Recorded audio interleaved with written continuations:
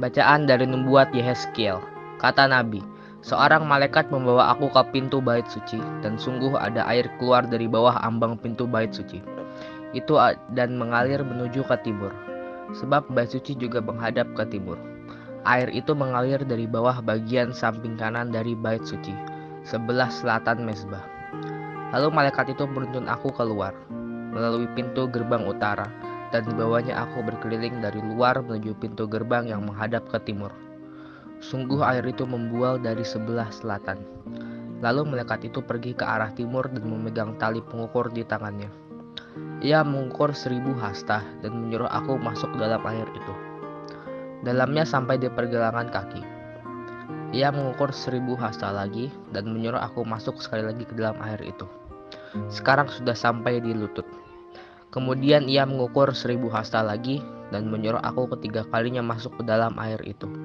Sekarang sudah sampai di pinggang. Sekali lagi ia mengukur 1000 hasta, dan sekarang air itu sudah menjadi sungai, di mana aku tidak dapat berjalan lagi, sebab air itu sudah meninggi sehingga orang dapat berenang, suatu sungai yang tidak dapat diseberangi lagi. Lalu malaikat itu berkata kepadaku, sudahkah engkau lihat, hai anak manusia? Kemudian ia membawa aku kembali menyusur tepi sungai itu. Dalam perjalanan pulang, sungguh sepanjang tepi sungai itu ada amat banyak pohon, di sebelah sini dan di sebelah sana. Malaikat itu berkata kepadaku, sungai ini mengalir menuju wilayah timur, dan menurun ke Araba Yordan, dan bermuara di Laut Asin.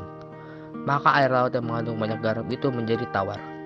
Kemana saja sungai itu mengalir, segala makhluk yang berkeriapan di dalamnya akan hidup. Ikan-ikan akan menjadi sangat banyak, sebab kemana saja air itu sampai, air laut di situ menjadi tawar, dan kemana saja sungai itu mengalir, semua yang ada di sana hidup. Pada kedua tepi sungai itu tumbuh bermacam-macam pohon dan buah-buahan, yang baunya tidak layu dan buahnya tidak habis-habis. Tiap bulan ada lagi buahnya yang baru, sebab pohon-pohon itu mendapat air dari tempat kudus. Buahnya menjadi makanan dan daunnya menjadi obat. Demikianlah sabda Tuhan. Inilah Injil suci menurut Yohanes. Pada hari raya orang Yahudi, Yesus berangkat ke Yerusalem. Di Yerusalem dekat pintu gerbang domba ada sebuah kolam yang dalam bahasa Ibrani disebut Betesda. Serambinya ada 5 dan di serambi-serambi itu berbaring sejumlah besar orang sakit. Ada di situ seorang yang sudah 38 tahun lamanya sakit. Ketika Yesus melihat orang itu berbaring di sana, dan karena ia tahu bahwa ia telah lama dalam keadaan itu, berkatalah ia kepadanya, maukah engkau sembuh?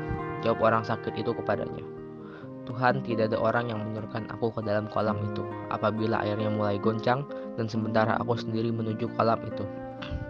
Orang lain sudah turun mendahului aku. Kata Yesus kepadanya, bangunlah, angkatlah tilammu dan berjalanlah. Dan pada saat itu juga sembuhlah orang itu. Lalu ia mengangkat tilamnya dan berjalan. Tetapi hari itu hari Sabat. Ketika itu orang-orang Yahudi berkata kepada orang yang baru sembuh itu, hari ini hari Sabat dan tidak boleh engkau memikul tilammu.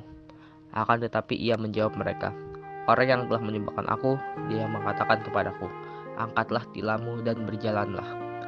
Maka bertanya kepadanya, siapakah orang itu yang berkata kepadamu, angkatlah tilammu dan berjalanlah?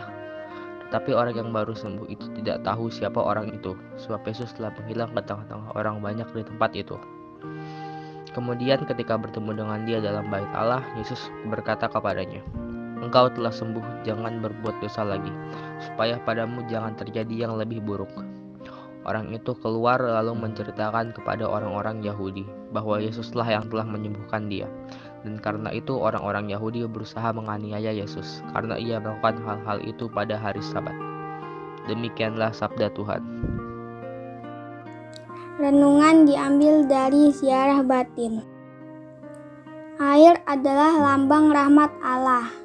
Itulah rahmat yang diberikan Allah karena pertobatan kita.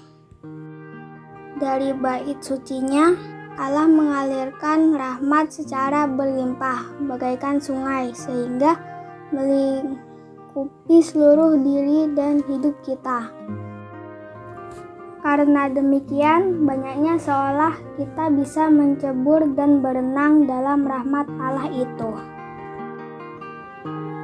Rahmat Allah membawa kesejahteraan karena menyuburkan segala sesuatu yang kita lakukan.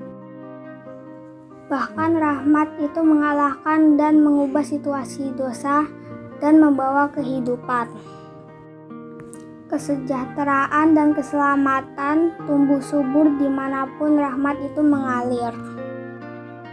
Kesembuhan dan keselamatan inilah yang dibawa oleh Yesus bagi orang lumpuh di tepi kolam Bethesda. Rahmat itu diberikan Yesus melalui sabdanya dan menjadi berdaya guna karena iman kepercayaan kita.